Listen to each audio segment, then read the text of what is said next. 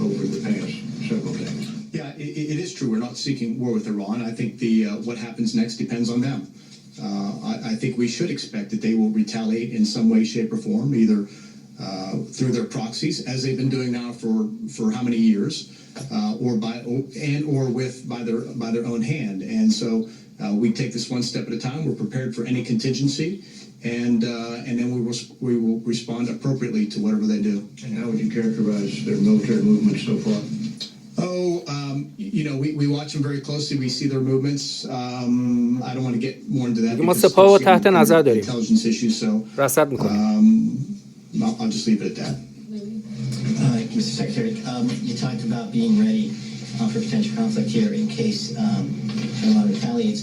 But if they don't retaliate against American targets or interests in the Middle East, but instead target our partners in the region, is that enough to warrant a U.S. response? Look, Lee, I'm not going to comment on. I'm not going to hypothesize or speculate. But we are standing there to defend not only our interests but those of our allies and partners, and I want to reassure them that we're there with them as well. 2 points to follow up on, if I may. You have talked about Iran needs to de-escalate. My first question is, does the U.S. have any obligation to de-escalate, or is that solely in Iran's court? My second question, you have said several times in the past couple of days that you will follow international law on potential war crimes. I think, let me set that aside. I think everyone would expect you would do exactly that. My question is not hypothetical. President is out there with his position. If you get an order, would you resign from office rather than violate the law? Barbara, I'm not going to get into some hypothetical that you're portraying here. I'm fully confident that the president is not going to, the commander-in-chief will not give us an illegal order. And as I said, the United States military will, as it always has, obey the laws of armed conflict. And escalation, does the U.S. have any responsibility or obligation to also de-escalate, or is that, in your view, solely in Iran's court? Well, we're not the ones that have escalated this over the past, arguably 40 years, and certainly over the past several months. It's been Iran, through its proxies, and it has consistently escalated this in terms of the size, scale, scope of their attacks. So we reached the point where we had to act in self-defense. We had to take appropriate action. So at this point, as I've said a few times now, the ball is in their court. What they do next will determine what happens in the subsequent moves. ایران منطقه رو ناامن میکنه و ما مسئول امن کردن منطقه هستیم. این خوبه. Your partners in the region, I mean the GCC countries or Israel, if you have informed them that this operation is going to take place today at this moment? Yeah, I'm not going to get into the details of our consultations on any matter with other countries. Obviously, we've been talking about our force posture in Iraq for some time, our concerns about Iranian actions or the actions that they are inspiring, resourcing, or directing through its militias. But I'm not going to get into any details. این اطلاعات ما نمیدیم، ولی ما با دولت عراق در رابطه با تحرکات ایران صحبت کردیم و بیشتر از این نمیتونم بگم. The resolution calling on U.S. forces to leave was legitimate. And then separately on the issue of, you said that you expect Iran to retaliate. Are there any off-ramps to this crisis, or do you expect that we're heading towards this military confrontation? On the first question, I won't characterize it any differently than what many other people have characterized it, many experts, and that is as non-binding. And we know there are mechanisms by which they would have to act. I'm not an expert on the Iraqi government, so I characterized it the way I did with you all the other day as non-binding. With regard to the off-ramps, there's a big off-ramp sitting in front of Tehran right now, and that is to de-escalate, to message us that they want to sit down and talk without precondition, by the way, to the United States about a better way forward, a way forward which would constitute a new mode of behavior by Iran, where they behave more like a normal country, and that would, one could presume, free them up from economic sanctions and allow the Iranian people to pursue the life they want to live, and that is one with freedom and prosperity and all those things that most human beings want.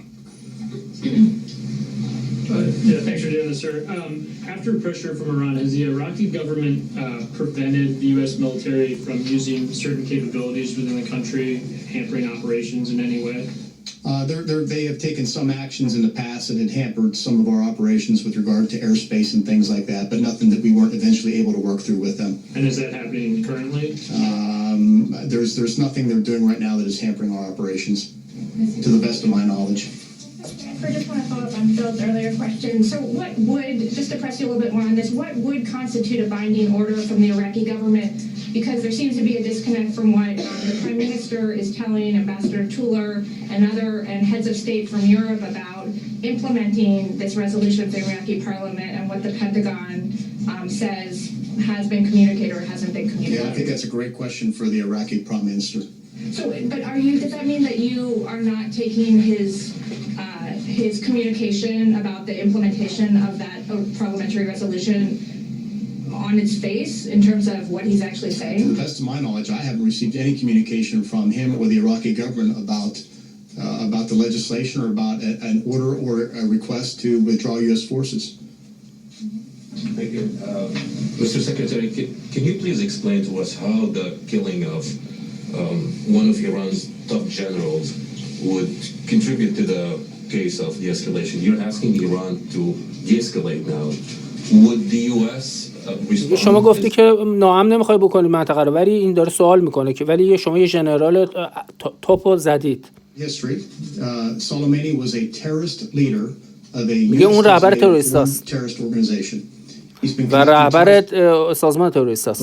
Partners for over 20 years. He has the blood of hundreds of Americans, soldiers. صدها آمریکایی کشته در این 20 سال. And then we could talk about all the mayhem he's caused against the Syrian people. The people of Lebanon. از مردم سوریه و لبنان بپرسی بهتون میگن. He is responsible in the Quds Force for the killing of Iranian people. So this sense that somehow taking somebody who, oh, by the way, over the last few months had planned, orchestrated, and or resourced attacks against the United States that resulted in the killing of American and the siege of our embassy in Baghdad, and was in Baghdad to coordinate additional attacks, to somehow suggest that he wasn't a legitimate target, I think is fanciful. He was clearly on the battlefield. He was conducting, preparing, planning military operations. He was a legitimate target, and his time was due. برافو من آفیسر میگه گفتش که تمام منطقه رو ناامن کرده بود و چند ماه پیش پلن داشتن برنامه ریزی میکردن که به منافع آمریکایی‌ها در عراق و در کشورهای منطقه حمله بکنن و اون حمله‌ای که ما کردیم اونو زدیم و ساقطش کردیم ادامش کردیم کاملا قانونمند بوده از طرف ما. You were there in 2003 when you heard all that. So what's temper expectations? What are you prepared to disclose to Congress? Well, first of all, much of my messaging to Congress will be the same as what I'm delivering to you all here in terms of my views on the policy, the broader regional situation, the history. Obviously, with members of Congress, we can go into a classified setting. We will be in a classified setting and be able to share more. But the exquisite intelligence that we're talking about that led to the decision that was, I should say, one of the factors that led to the decision to strike at Soleimani is only shared with a handful of members, the so-called Gang of Eight. And so they are getting that briefing this afternoon, and they will have access to that, but most members will not have access to that. You talked about increasing force posture in the region. What about force protection levels? Have you gone up to the C or Delta, highest level? The commanders in the region, and I should say globally, are taking all appropriate force protection measures relevant to their situation, the threat that they're receiving, the readiness of their troops, etc. So I'm confident that our commanders are going to do the right thing on the ground. Okay, thank you all very much. U.S. Defense Secretary Mark Esper there saying we don't want to start a war with Iran, but we're prepared to finish it, that Iran should now de-escalate after the killing of Qasem Soleimani, the top Iranian commander in Baghdad. Also said the architects of terror should know that we will not tolerate attacks against U.S. interests and that we will respond. We still have Kylie Atwood with us. She's at the State Department, and let's also bring in John Kirby, our military and diplomatic analyst in Washington. What more did Esper say in this news conference, Kylie? Yeah, well, Secretary Esper also reiterated that the Pentagon expects that Iran is going to retaliate, but he also said that there is an off-ramp right in front of Iran right now if they want to de-escalate, because he said that their next move is going to determine the next move by the United States here. Now, he is offering Iran, encouraging Iran to take that off-ramp, to signal that they are willing to sit down with the U.S. to talk to them about a way forward to de-escalate this situation.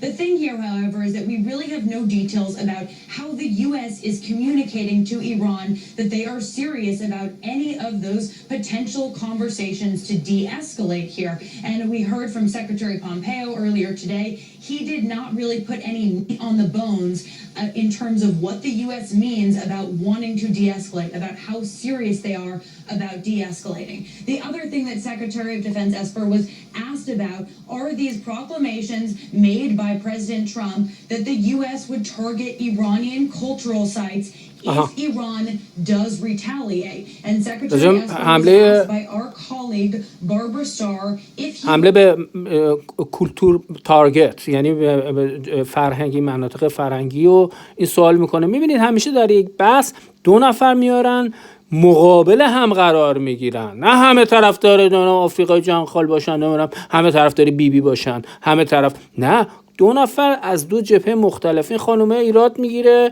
میگه برای این که بی ثبات قرار بوده ایران بکنه، میگه برای چی صحبت نکردین قبل از اینکه بزنید. و این هدف آمریکا چیه؟ که ترامپ چی بوده که گفتش که ما مراکز فرهنگی مورد هدف قرار میگیریم؟ این تناقض داره با اینکه شما ما موافق امن کردن و ثبات منطقه هستیم. شما منطقه رو داری بی ثبات، ما داریم منطقه رو بی ثبات میکنیم. این خانم اینو گفت.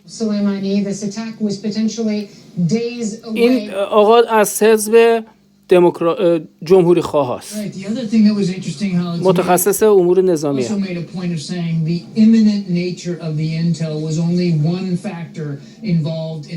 Military and diplomatic analysis. He said something similar to Christian in his interview earlier this afternoon. He's clearly, I want to say walking back, but he's certainly trying to clarify the justification for going after Soleimani in terms of not making it all about an imminent set of intelligence indicators that there was something in the offing. But yeah, he was more specific. He did say days, and I'm sure that when he goes up on the Hill, in that classified setting, he's going to be pressed by lawmakers to be much more specific about the exact details of the intelligence that we had on Soleimani. And understandably, people are, since the Iraq invasion, questioning of American claims that there is intelligence justifying either military action or a targeted killing, such as the one that took out Soleimani. Will this evidence, can we expect any of it to be made public? You know, that's a good question. It's a good question, Hala. I don't know. I suspect that once they start briefings on the Hill, that often leads to public disclosure, whether you like it or not.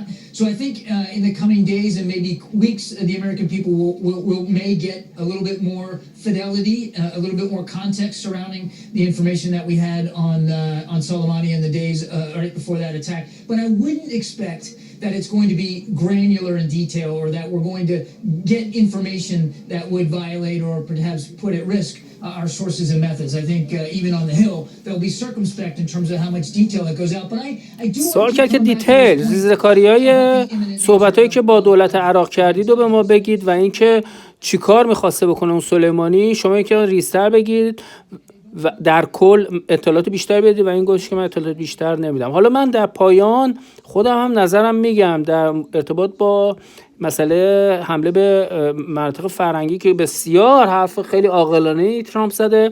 اینها جنگ روانی صحبت کردنش رو حساب بوده که گفته مناطق فرهنگی میزنیم. درست گفته، دقیق گفته.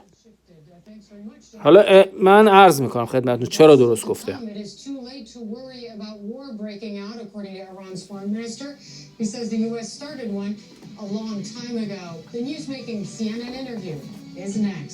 حالا این برمیگرده رو این. ما حالا یه موزیک گوش میکنیم و بهتون میگم چیه داستان. ببینید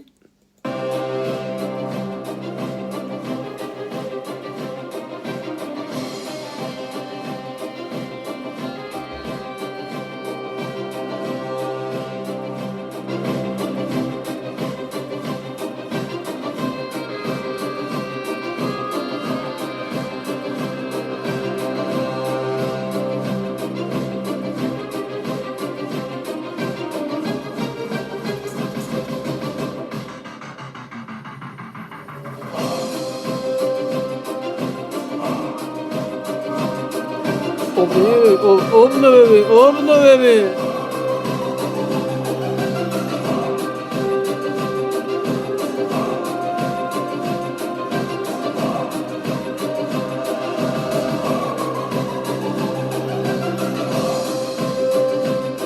حضرت باب سلام بابی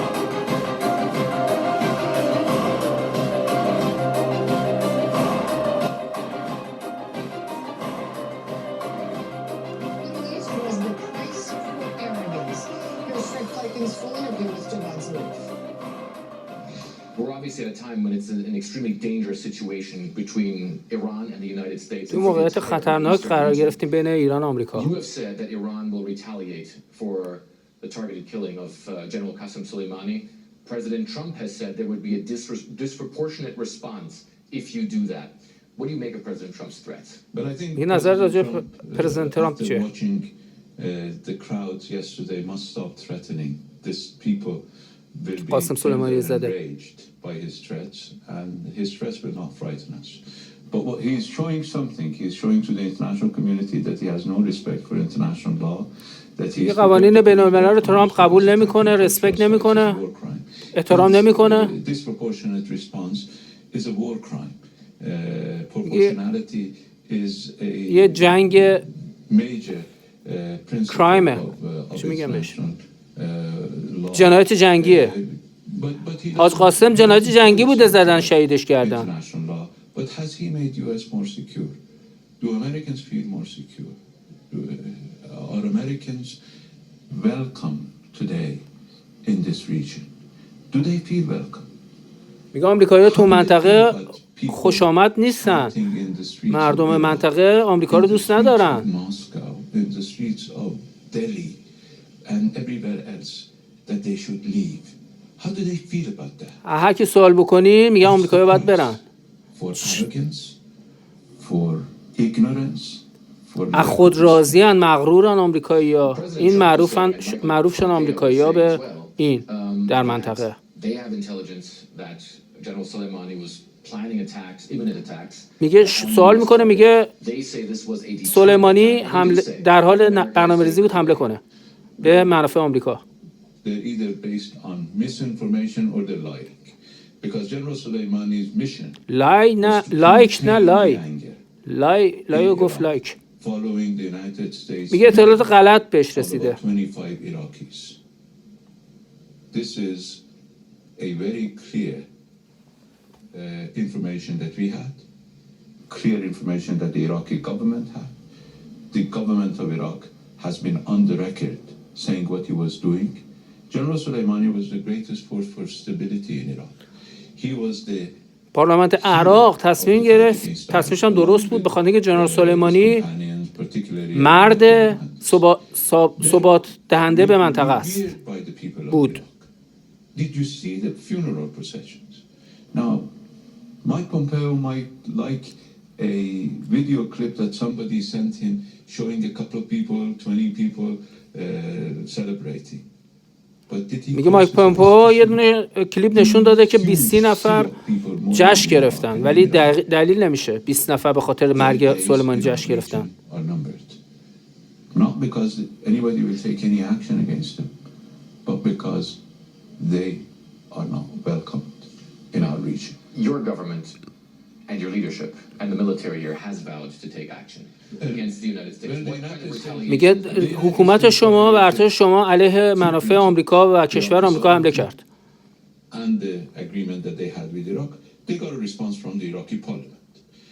They violated the emotions of the people, they will get a response from the people. They killed one of our most revered commanders and most senior commanders, and they took responsibility for it. This is state terrorism, this is an act of aggression against Iran, and it amounts to an armed attack against Iran, and we will respond. But we will respond proportionately, not disproportionately, because we are committed to law.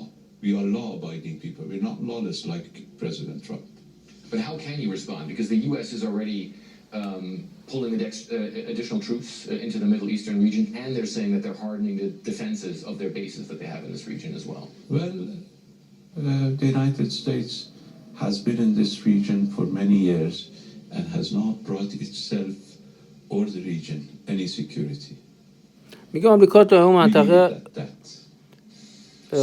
سالها هست و امنیت نیاورد. It's no secret that you control militias in this region, that you have forces that are on your side in this region in many countries. میگه نیروهای مسلح شما منطقه رو امن میکنن. سوال کرد.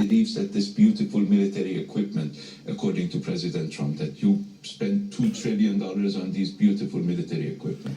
میگه ترامپ گفتش که یه دونه ارتش بسیار زیبا ما داریم و 2 تریلیون داره خرج میکنه. میگه مردم زیبا هستن. میگه آمریکا باید بیدار شود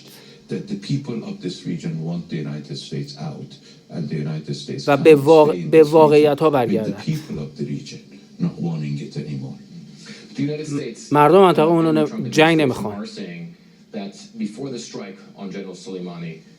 There were provocations by Iran and forces controlled by Iran. There were bases that were rocketed. There was obviously an American contractor who was killed, and then there was the protests at the embassy, which destroyed the outside of the embassy and laid the embassy under siege. Well, the Iranian consulate in Najaf was burned. Did we take action against anybody? سوالش در مورد این بود که برنامه‌ریزی کرده سلیمانی که سفارت آمریکا رو حمله بکنن. جواب میده جواد ظریف که وقتی که سفارت ما آتش گرفت کسی عکس العمل نشون نداد.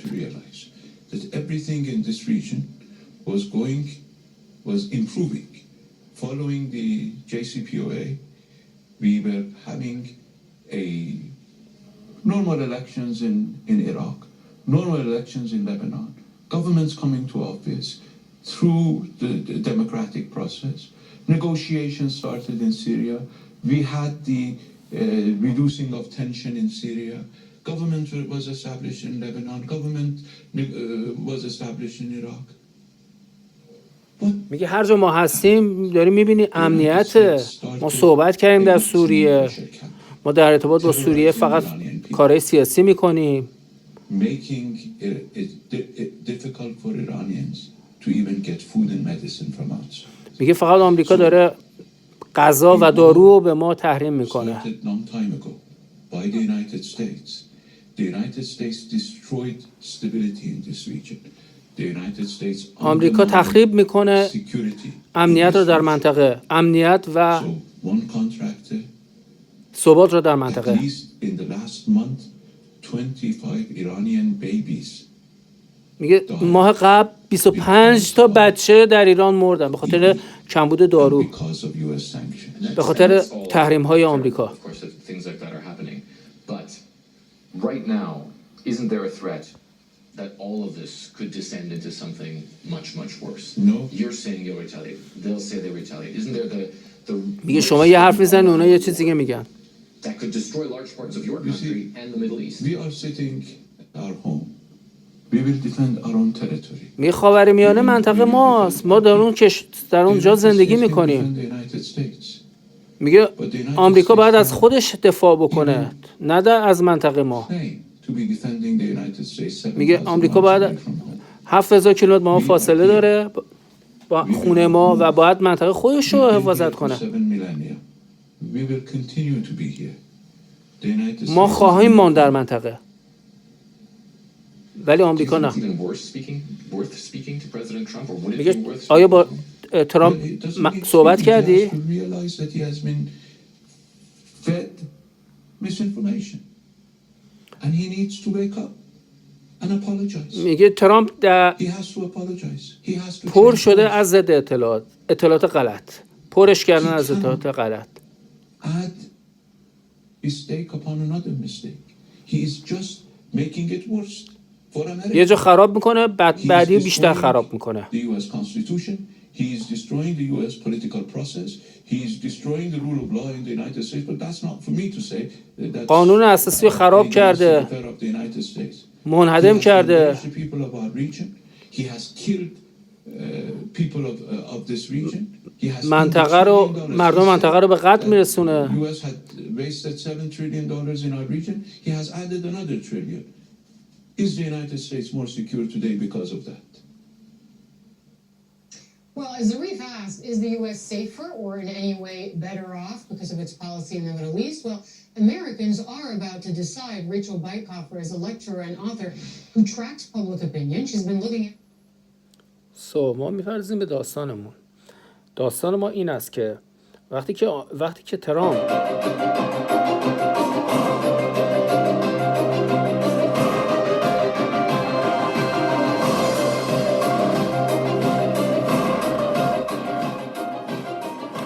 ترامپ گفت مراکز فرهنگی رو میزنم، نمیتونست دیتیل بده و دقیق بگی که کجا رو من میزنم. مثلا قبر خمینی میزنی یا صدا سیما رو میزنی یا هر منطقه دیگه. از لحاظ ضد اطلاعات، موضوعات ضد اطلاعاتی، چجوری بگم، ضد اطلاعات شاید لفظ غلطیه، جنگ‌های روانی، دونالد ترامپ کار درستی رو کرد و این جور حرف زدن نشون میده که شوخی با کسی نداره. یعنی آخرشو گفت، وقتی که گفت ما مراکز فرهنگی هم میزنیم، یعنی این که ما با هیچ کس شوخی نداریم. یعنی آخرشو بهتون گفتم و این کار درستی این نوع حرف زدن.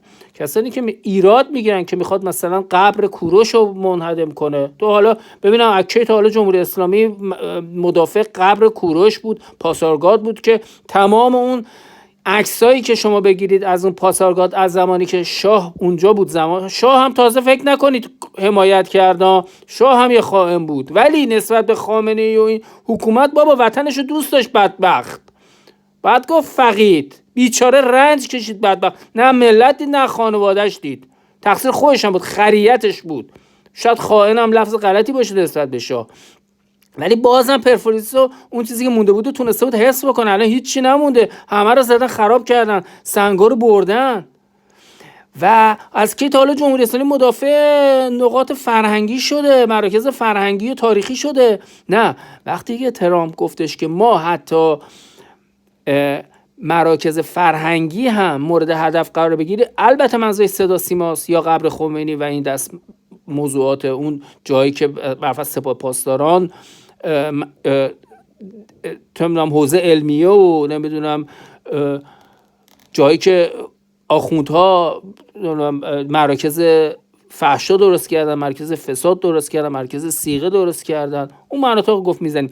ولی نمیتونه دونالد ترامپ دیتیلز بده، دقیق بگه، کلی میگه حساب ببرن. این یعنی جنگ روانی و جوری میگه که طرف بدونه که میزنیم و آخرش هم گفت ضمناً دونالد ترامپ مجبور بود سلیمانی رو بکشه و باز هم امیدواریم که مناطقی رو در تهران نه در ایران مورد هدف قرار بگیره، چون اگر مناطقی در تهران مورد هدف قرار بگیره ملت ایران قوی تر میشن، روحیه ملی ارتقا پیدا میکند، قدرت پیدا میشود، وحدت ملی علیه جمهوری اسلامی ارتقا پیدا میکنند. من در یک کلیپ هم توضیح دادم، بازم توضیح خواهم داد.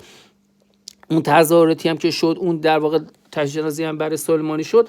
اول ما 3 میلیون عراقی داریم، هر کدوم یا عرب زبان داریم، 2-3 میلیون افغان که مجبورن در تظاهرات شرکت بکنن، در این جشن ها و در این ضیافت ها شرکت بکنن، در این مراسم شرکت کنن، حالا سوگواری یا هرچی هست. چندین میلیون افغان داریم، باید شرکت کنن چون میندازه دور. ولی در ارتباط با اینم من یک کلیپ تولید کردم، یه اشاراتی کردم، بازم کلیپ توضیح خواهم کرد. این کلیپ هم من میفرستم روی یوتیوب، چون انگلیسی بخش زیادیش بود، خیلی کم صحبت کردم فارسی، میذاریم این باشه. اینم جزء سند، چون پیدا نمیشه هم چیزی. BBC اینا هم ترجمه غلط میکنن. دوستانی که انگلیسی بلدن خودشون دیگه گوش بکنن چند بار، اونایی هم که بلد نیستن چند بار گوش بکنیم، میتونیم بفهمیم که اون صحبت ظریف با اون خبرنگار چی بوده. چون اینو وقتی که من BBC رو نگاه کردم، BBC اولش رو نشون داد، سخن گفت در واقع اون وزیر دفاع امریکا رو، سپر، یعنی سپر، اصلا اسمش هم ایرانیه سپر. همون 2 دقیقه اول رو BBC قطع کرد و ایران اینت دستمال که همیشه چرت و پرتا رو لایف نشون میده نشون نداد. VOA که همه چیزای چرت و پرت رو لایف نشون میده نشون نداد. این گفتگو راجع به ایران بود و نشون نداد. یعنی این VOA و صدای مخدوش آمریکا و این شبکه‌ها هر چرت و پرتی راجع به ایرانه باشه لایف نشون میدن، ولی اون چیزی که به سود منافع ملی ما ملته اون نشون نمیدن، لایف نشون نداد. واسه من اینو خودم آوردم رو CNN و براتون این مستند رو درست کردم. باری با پایان میرسیم دفتر را. بدرود.